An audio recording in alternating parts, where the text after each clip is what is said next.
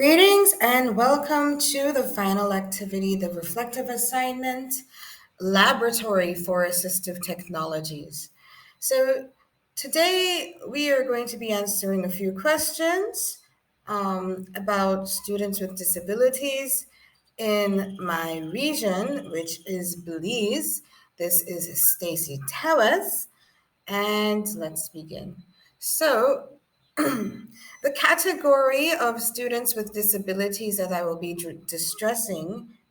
addressing, and it is a specific learning disability, and this includes disabilities such as dyslexia, dysgraphia, dyscalculia, etc. And so, what a specific learning disability and includes is difficulty with reading, with writing. So it's mostly a processing disability. Disorder that interferes with a student's ability to listen, think, speak, write, spell, or do mathematical calculations. And I believe that this is very common and unnoticed, and so proper identification is important.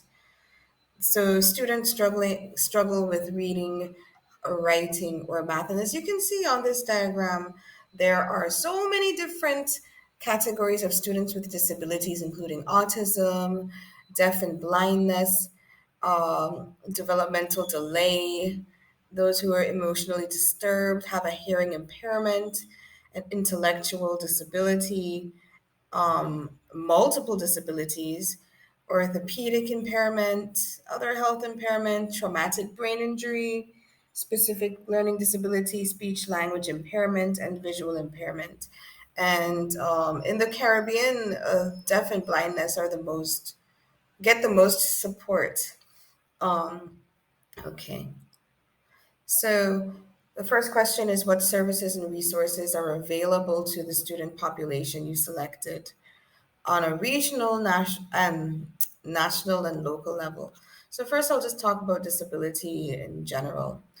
Little bit of statistics, and this comes from a 2021 UNESCO report.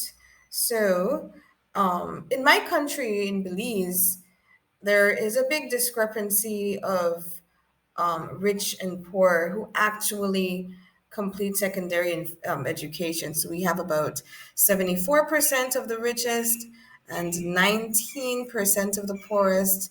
74% is not great, right? So compare this to St. Lucia, for example, who has 96% of the richest, 62% of the poorest. So getting students to complete is a big issue. And um, the inequity also holds back students with disabilities, so it's very important to note this. Um, Identity, background, and ability dictate education opportunities.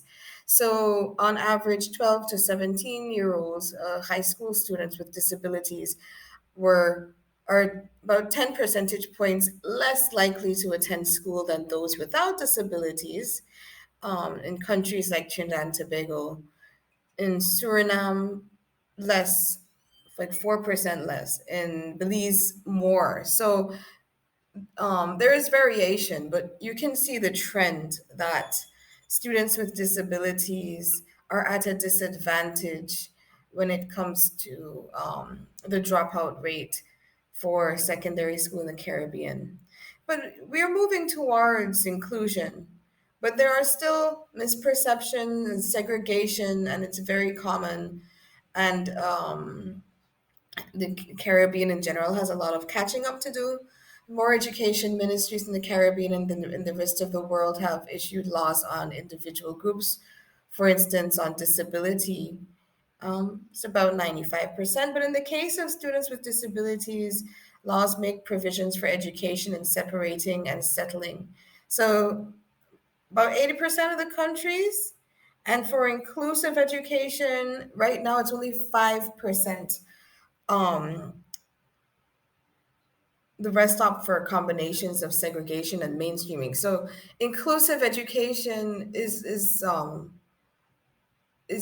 there's a it's radical. It's like we're not there yet. It's adopting that uh, ideology is a challenge for Caribbean nations at the moment. So that's why there aren't many services and resources available.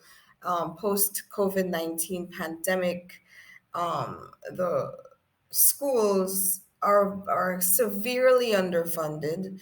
Um, it's a big problem. But however, there's a wealth of online resources available, and we've touched on that in this class. Free online resources for students with disability, but training really is what is lacking. Based on what you've learned about special needs of your selected student population, what is your opinion of the usefulness and availability of the services and resources that I have identified? Um, from the late 80s up until now, a lot has been done to help blind and deaf students. We have special schools, um, we have experts coming in from abroad, we even have summer camps. But for specific learning disabilities, not we don't have a formalized process in order to support this category of student needs, and it's unfortunate. However, also during the pandemic, we see more teacher training from experts from abroad giving webinars and trainings to teachers remotely. Some of them even come down. We have an institution called the Inspiration Center that assists students with disabilities, and more students with autism are being supported.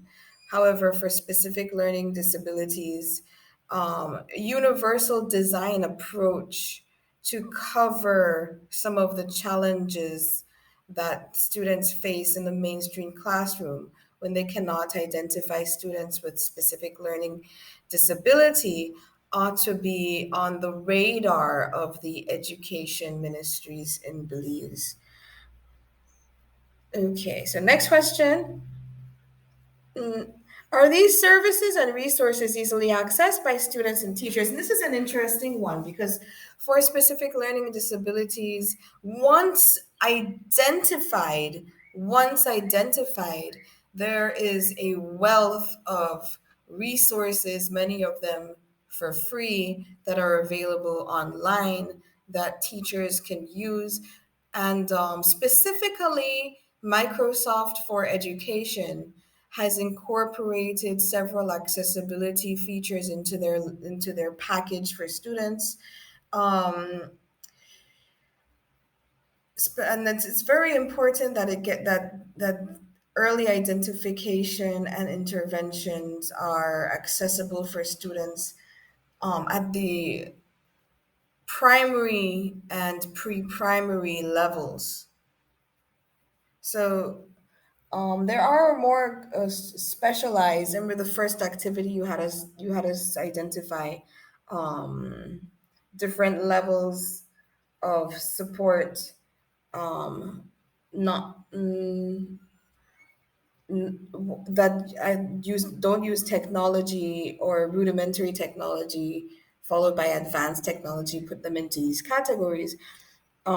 So there are even supports that do not require the use of technology for assisting students with specific learning disabilities. What impact have these assistive technologies had with respect to the academic performance of this selected student population, and what unrealized potential still exists? As I mentioned, early identification is important, and without that, it is impossible to collect data when it comes to having an analysis for academic performance within this student population. However, not only will addressing this gap assist students' academic performance, but also their achieving their potential because of the sense of self-worth that no, they are the students um they're not lazy, they don't have intellectual disability, they have a specific learning disability. So they may have a false perception of themselves because they don't realize that they have a disability that they can get help with. um okay, so and of course there's difficulty getting identification because parents have misperceptions and there's stigma surrounding disability. Data on disability needs to improve. So far relatively few countries have incorporated any kind of information system to collect data on children with disabilities in the Caribbean. Teachers more need more support to encourage inclusion. um, and right now, especially post COVID-19, that there is more of the teachers are overwhelmed, the schools are overwhelmed, severe lack of resources. So learners with disabilities bear a disproportionate share of consequences from the COVID-19 pandemic. And so many learning platforms and a lot of digital content are not accessible. And so even with with access to technology, for example, they may struggle with the information shared. And it's not because only certain specific private schools actually have the resources to support students with disability. Many don't. So it's not across the board. It's like you can't really. Like as I mentioned, there's a disproportionate resources available to students. Okay, so I think the last question, but yes, unrealized potential definitely. Um, it can change if